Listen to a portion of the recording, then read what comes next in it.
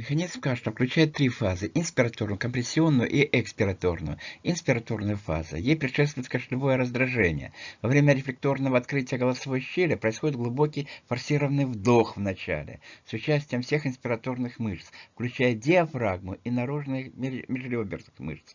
Объем вдыхаемого воздуха может варьировать от 50% дыхательного объема до 50% жизненной емкости легкого. Длительность этой фазы около 2 секунд. Компрессионная фаза. Рефлекторно закрываются верхние дыхательные пути, голосовая щель. Затем происходит резкое сокращение экспираторных мышц, внутренних межреберных и брюшных.